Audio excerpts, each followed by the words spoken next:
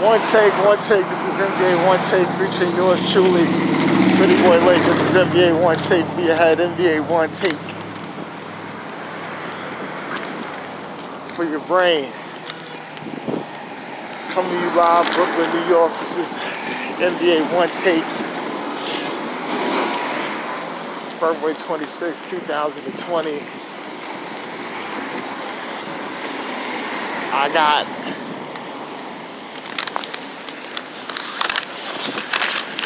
three games for me on the docket, and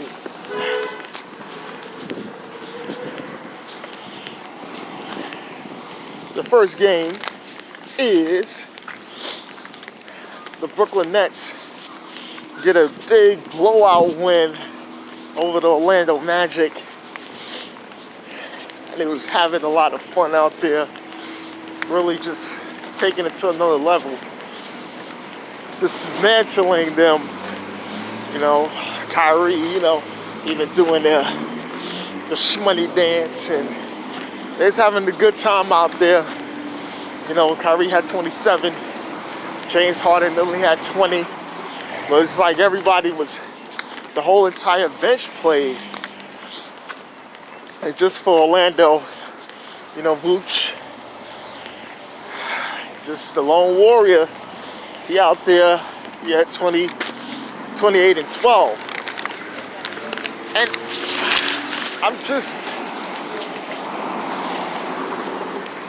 is there a concern with the Nets? Because the reports coming out is Kevin Durant gonna be out after the All-Star break with the little hamstring. So now we don't know what's going on with him. Look like Sabonis will be taking a spot at the All-Star game. He should have been there for the first. He should have just been there to begin with. But that's for another story.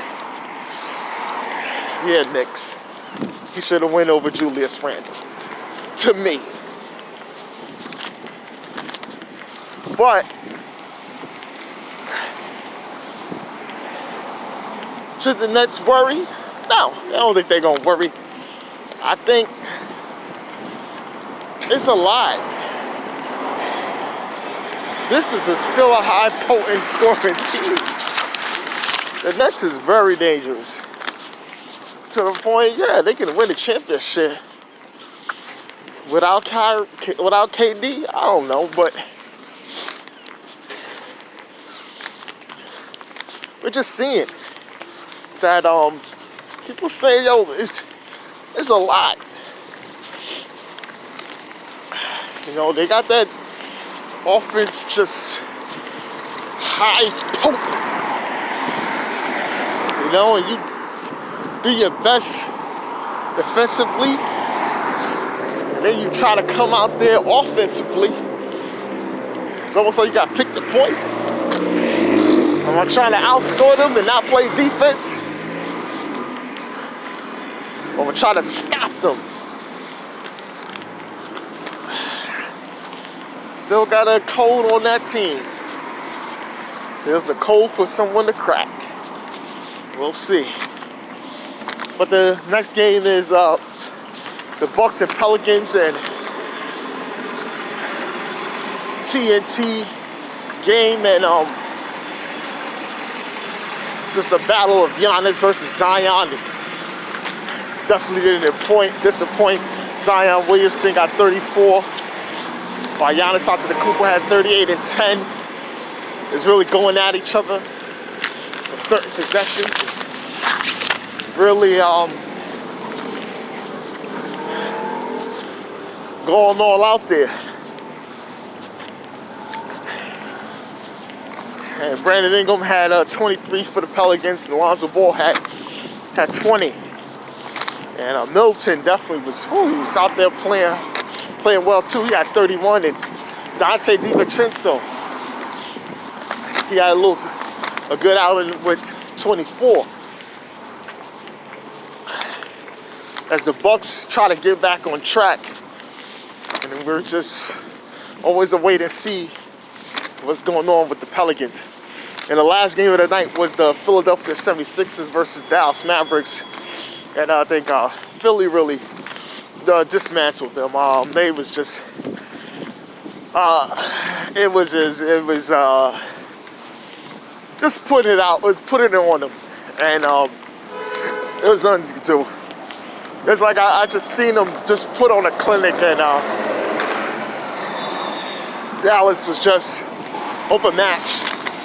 You didn't really even get break spots. I mean, Joel Embiid had 23. Ben Simmons had 15. You know, when some of the players was in and out scoring, they was just emptying out their bench. They took care of business. Philly's a very, very skilled team. Joel Embiid is playing terrible. Just offensively, can't buy shots, just missing a lot of shots that he can make. Went 5 for 20. They still was able to beat Dallas. You know, Luka Doncic, he had 19, and Josh Richardson had 13. And, you know, Josh Richardson, one who's been struggling because of how they run the offense, not able to be as successful as they thought they was getting when they acquired him.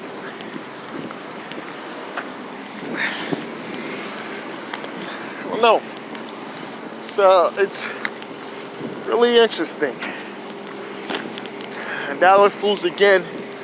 Man, I always just, even though Rick Carlisle got something over his face, I could tell that smudge look that he got when he loses. I'm not saying anything, but yeah, you know, Rick, dang, is he gonna be there forever? I don't know. But I think shortly after Luka's first contract extension, we're gonna hear some talks about Rick Carlisle's future as a coach for the Dallas Mavericks. I guarantee you that. That I know. That I know. But that's all I got. This is NBA Onetake, Pretty Boy Laker, and I'm out.